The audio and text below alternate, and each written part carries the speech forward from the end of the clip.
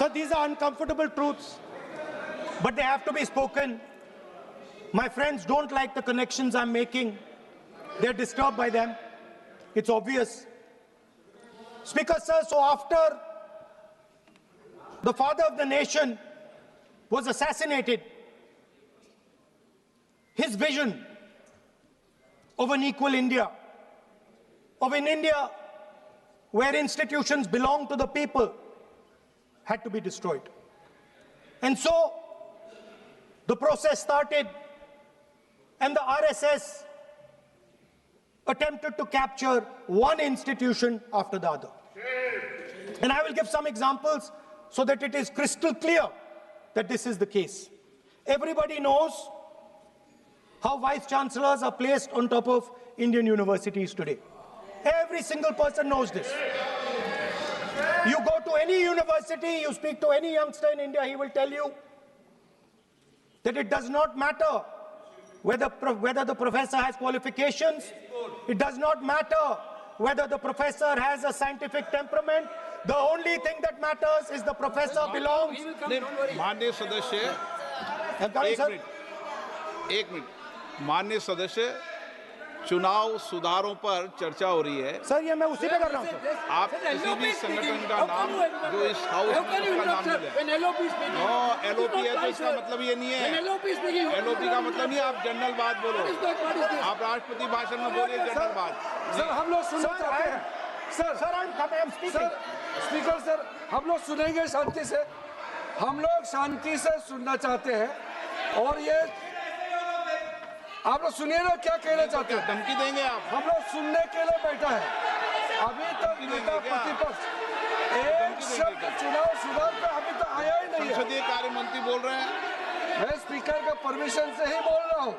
हम सुनने के लिए बैठे हैं। अरे हम सुनने के लिए बैठे हैं। नेता प्रतिपक्ष चुनाव सुधार के लिए जो सुझाव देंगे, सुनने के लिए तो हम बैठे हैं। लेकिन चुनाव सुधार को नहीं बोलते हुए कहा जो इस सदन से कोई वास्ता नहीं, जो संगठन, उसका कहानी किसी और का बोलना, ये कोई उचित नहीं है। समय बहुमूल्य है, समय का मर्यादा भी है। सबका सब यहाँ सुनने के लिए बैठे हैं और ये समय बहुत कीमती है। इसलिए हर एक पल अच्छा शब्दों का कोई अच्छा ज्ञान दे, सुझाव दे, सुनने के लिए हम लोग बैठे हैं। मेरा एक सीमित अनुरोध है नेता प्रतिपक्ष से, आप विषय पर ही रहिए। हम लोग सब बैठे हैं, गृह मंत्री जी भी सुनने के लिए बैठे हैं, लेकिन आप विषय पर नहीं बोलेंगे तो जो विषय तय किया गया है उसे क्या मतलब है? अगर चुनाव सुधार पर ही नहीं बोलेंगे तो फिर इतना समय सबका क्यों बर्बाद करना चाहते हैं नेता प्रतिपक्ष? Should I leave? Then you speak. Should I leave? You speak then. You speak.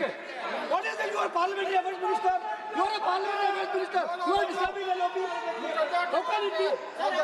You are a parliamentary affairs minister. You are disturbing the subject में नहीं आपका lobby. आपका lobby subject में नहीं है. ये विषय कर रहे हैं. The discussion.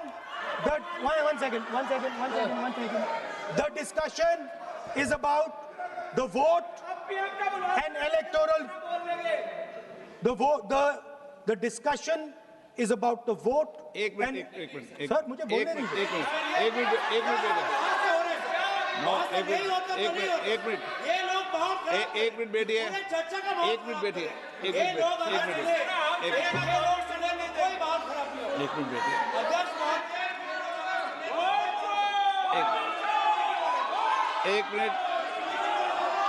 मिनट बैठिए। माननीय सदस्य, मैं बैठे बैठे अनऑफिशियली बोल रहे हैं, उस विषय बोल रहे हैं। सदन की गरिमा को बनाए रखें। आसन को चुनौती देने का प्रयास मत करिए, ये ठीक नहीं है। Speaker sir, I want to make it very clear. Please. Speaker sir, I want to make it very clear. The discussion is about votes. The discussion is about the stealing of votes. The discussion is about the SIR, and I am framing my discussion about votes. Yes. And what is happening here is patently unfair. I am not being allowed to speak. I am being disturbed, and I put my protest here. I have done absolutely nothing wrong. I am talking about the subject. In order to capture the vote, you have to capture institutions. I am saying that institutions of India are captured, and I will come to the point, which is Election Commission is captured. So, the project of the RSS was to capture the institutional framework of the country, and I said how the education system has been captured. Vice Chancellor after Vice Chancellor after Vice Chancellor is placed not on merit, not on capability, not on scientific temper, but on the fact that he belongs to a particular organization. Second capture, which helps in destroying democracy, the capture of the intelligence agencies. We have the Home Minister sitting here, the capture of the CBI, of the ED, of the Income Tax Department. And the systematic placement of bureaucrats who favor their ideology and attack the opposition and anybody who chooses to oppose the RSS. That is the second institutional capture. And the third there are many more. I can go on. And the third institutional capture. What is this?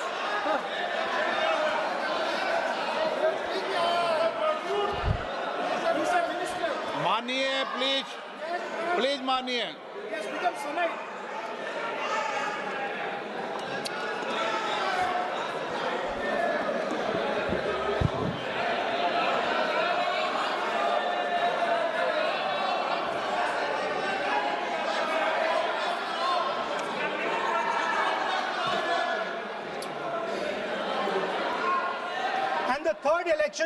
The third capture of the institution that directly controls the election system of our country, the Election Commission. Now, I am not saying this without proof. I have put forth adequate proof about how the Election Commission is colluding with those in power to shape the elections. But I want to ask three questions first, which will make it very clear that the BJP is directing and using the Election Commission to damage India's democracy. The first question, why is it that the CJI was removed from the selection panel of the Election Commissioner? What motivation could there be to remove the CJI? Do we not believe in the CJI? Of course we believe in the CJI. Why is he not in that room? I sit in that room. It is so-called a democratic decision. On one side, Prime Minister Narendra Modi and Mr. Amit Shah. On the other side, the leader of the opposition. I have no voice in that room. What they decide is what happens. So the first question, why is the Prime Minister and Amit Shah so keen on choosing exactly who the Election Commissioner is going to be? Second question, and even more devastating question, no Prime Minister has done this in the history of India. In December 2023, this government changed the law. They changed the law to make sure that no election commissioner could be punished for any action they take while they are election commissioner. Yes. Immunity. Why would the Prime Minister and Home Minister give this gift of immunity to the election commissioner? Why would they need to give this tremendous gift that no Prime Minister has given ever before to the election commissioner? Yes. Mr. Shah is looking into the ceiling. Maybe he will answer this question when he speaks. And finally, why was the law with regards to CCTVs and the data that they contain changed. Why was a law put in place that allows the Election Commission to destroy CCTV footage 45 days after the election? What is the need? The answer given is it is a question of data. It is not a question of data. It is a question of stealing the election. Now, what is the result of this institutional capture? What is the result of controlling the Chief Election Commissioner and the Election Commission? First of all, we have a set of election campaigns that are tailored for the Prime Minister.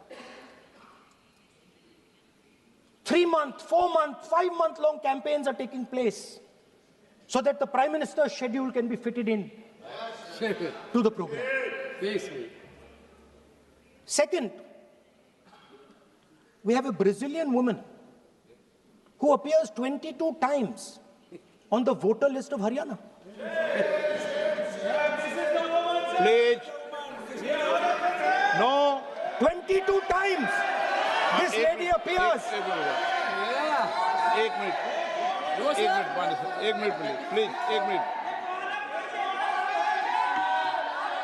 आप नेता प्रतिपक्ष है, मैं इस तरीके से सदन की कार्रवाई नहीं चलने दूंगा। ये सदन है, सदन की गरिमा को बनाए रखें। आप सदन की गरिमा से बोलेंगे तो ठीक नहीं, जैसे सदन नहीं चलेगा। नो, गलत तरीका है आपका, नहीं होगा। आप ले रहिए, आप ले रहिए। नहीं, माननीय प्रतिपक्ष के नेता, आप पहले अपने सदस्यों को समझाइए। नहीं चलेगा, नहीं, ठीक नहीं है। नो, नहीं, बिल्कुल नहीं चलेगा। अगर आप सर माननीय प्रतिपक्ष के नेता, आप अपने सदस्यों को गरिमा समझाइए। सर, बट ये तरीका आप इतने सालों तक यहाँ पर हैं, ये तरीका उचित है क्या? सर, विरोध का तरीका होता है, लेकिन ये उचित तरीका नहीं है। तरीका इधर पे नो, उधर का तरीका क्या है सर? नो, सबका तरीका उधर से होगा, उधर से भी बोलेंगे, इधर से बोलेंगे, सब जगह से बोलेंगे। Speaker sir, I don't agree with the showing of photographs here, but it is a reflection of our democratic structure. This is what is happening in our democracy, that you're not allowing us to show. This Brazilian woman has appeared 22 times on the voter list in Haryana. And not only that, there is one woman whose name has appeared 200 times, more than 200 times in one booth in Haryana. And it is very clear, and I have proven without doubt, that the election of Haryana was stolen. And the theft was ensured by the Election Commission of India. I've said it again and again and again. Now, nowhere has the Election Commission answered my questions. The Election Commission has not told me why this lady's picture has appeared on the polling list. They have not told me why lakhs and lakhs of duplicate voters are existing. They have not told me why a BJP leader is coming from Uttar Pradesh to vote in Haryana. These are straightforward questions. And there is clear proof which I have put in front of the country.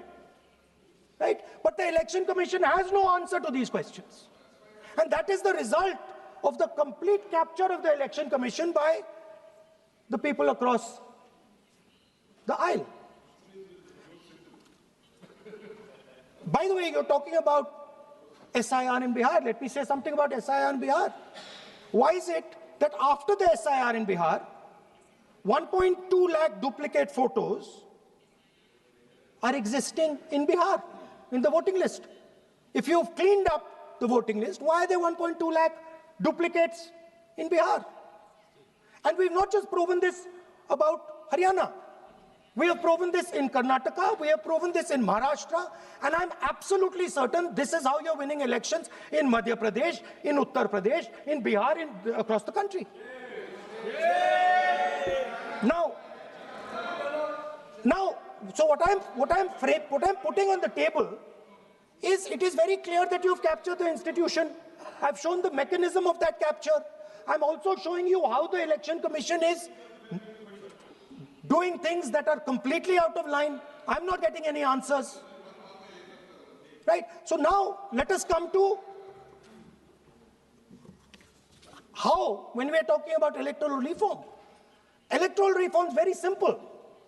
The point is, nobody wants to do it. The government doesn't want to do it. What does electoral reform require? What we've been saying.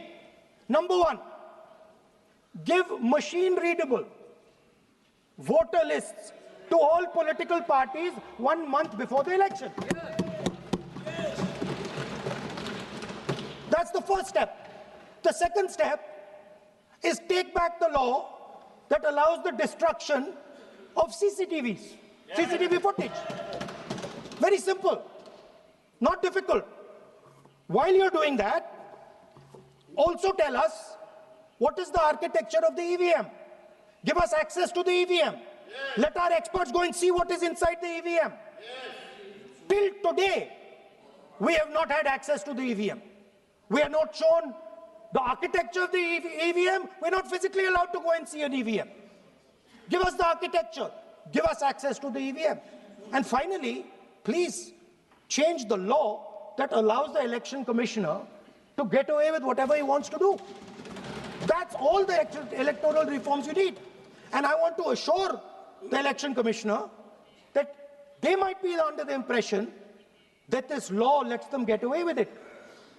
Let me remind them, don't worry, we are going to change the law, and we are going to change it retroactively, and we are going to come and find you. Right? So this is the situation that the country is faced with. You know, everybody says to us, India is the biggest democracy. Actually, I was thinking today, we're not just the biggest democracy, we're the greatest democracy. And I'm not saying it just like that. I'm saying it, America calls itself the oldest democracy. But the democracy that weaves together the largest number of people, the largest diversity of people, the largest number of languages, the largest number of states is this. And so our most powerful asset, the thing that stitches together the entire concept of modern India, stitches together the fabric of modern India, brings people together, allows them to build this great nation, is being attacked by these people. They're destroying it. You know they're destroying it, I know they're destroying it, and they know they're destroying it. And I'd like to conclude by saying that the biggest anti-national act you can do is vote chori.